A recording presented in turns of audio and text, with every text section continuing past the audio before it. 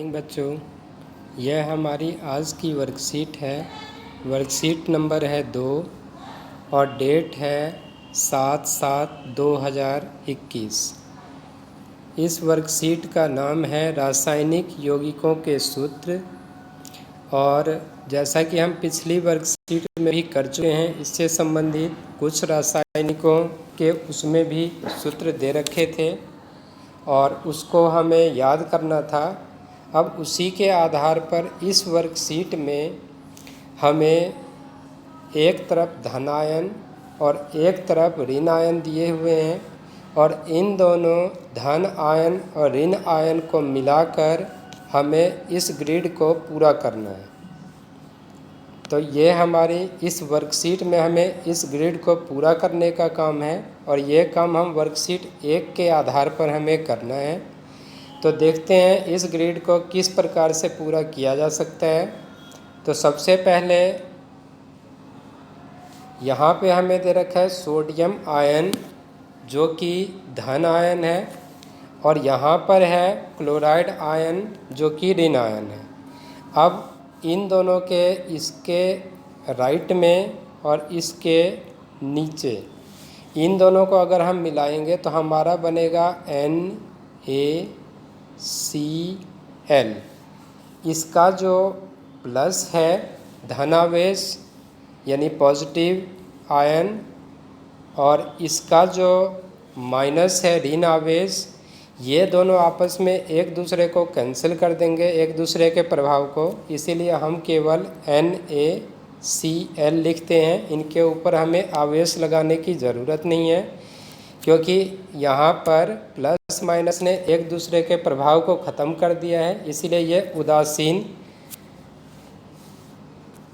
उदासीन यौगिक की तरह ये कार्य करेगा। इसी प्रकार से अगर हम K+ लें और ऐसे ही ये क्लोराइड माइनस वाला लें तो यहाँ पे हमारा K+ और Cl-, फिर से प्लस माइनस एक दूसरे का प्रभाव हटा देंगे तो इसीलिए हम इसको KCl लिख सकते हैं। इसी प्रकार से अगर हम आगे चलें तो यहाँ पर इन्होंने दे रखा है, यहाँ पे हमारा Na+ दे रखा है और OH- है। OH मीन्स हाइड्रोक्साइड आयन होता है।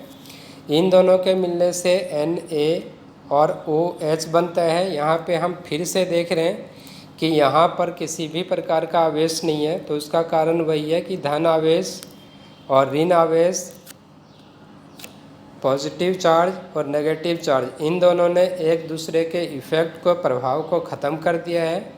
इसीलिए सोडियम हाइड्रोक्साइड NaOH के ऊपर किसी प्रकार का कोई आवेश नहीं है।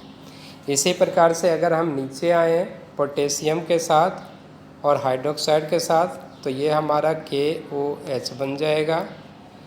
अगर आगे हम इसी तरह चलें तो सोडियम यहाँ पे और ये हाइड्राइड नीचे है तो NaH बन जाएगा, सोडियम हाइड्राइड। इसी तरह यहाँ पे पोटेशियम हाइड्राइड, यहाँ पे कॉपर प्लस में है और इसी को अगर हम Cl के साथ करेंगे तो CuCl बन जाएगा हमारा। तो इस प्रकार से इस ग्रिड को हमें आगे करते जाना है और इस प्रकार से हम इस ग्रिड को पूरा कर पाएंगे। एक दो हम और उदाहरण देख लेते हैं। यहाँ पे हमारा एल्यूमिनियम दिया है, एल्यूमिनियम के ऊपर 3+ हैं और यहाँ पे क्लोराइड है जिसके ऊपर केवल 1- है। तो इसका मतलब ये है कि एल्यूमिनियम की संयोजकता 3 है और क्लोराइड की यहाँ पे केवल 1 है। और हमें पता है यौगिक बनाते वक्त हमें संयोजकता का आदान प्रदान करना होता है, तो इसीलिए हमें एल्यूमिनियम की संयोजकता क्लोराइड के सामने 3 रखनी होगी और क्लोराइड की संयोजकता जो 1 है वो एल्यूमिनियम के सामने 1 रखनी होगी। और 1 हमें क्योंकि लिखने की ज़रूरत नहीं होती, इसीलिए हम इसको AlCl3 लिख सकते हैं। Al ये L है, AlCl3 एल्यूमिनियम क्लोराइड बन जाएगा। तो इस चीज़ का हमें ध्यान रखना है इसमें। इसी तरह से ये आयरन है Fe2+ है, तो इस केस में भी हमें Fe और Cl, तो Cl के सामने Fe की संयोजकता 2 जाएगी, जबकि Cl के सामने Fe की संयोजकता 2, जबकि Fe के सामने Cl की संयोजकता 1 आएगी। और फिर से एक को अगर हम हटा देते हैं तो FeCl2 हम इसको लिख सकते हैं। तो इस प्रकार से संयोजकता का ध्यान रखते हुए इस ग्रिड को हमें पूरा करना है। ये वर्कशीट बहुत आसान है, इसकी प्रैक्टिस आसानी से करके हम इसको कंप्लीट कर सकते हैं।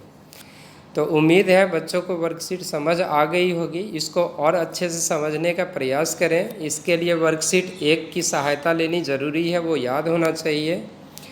तो उसको अच्छे से याद करके उसके बाद इस वर्कशीट को हल करने की कोशिश करें और समय पर इसको पूरा करके और फिर ग्रुप में भेज दें, ताकि इसको चेक किया जा सके और बच्चों की अनुपस्थिति दर्ज की जा सके। Thank you.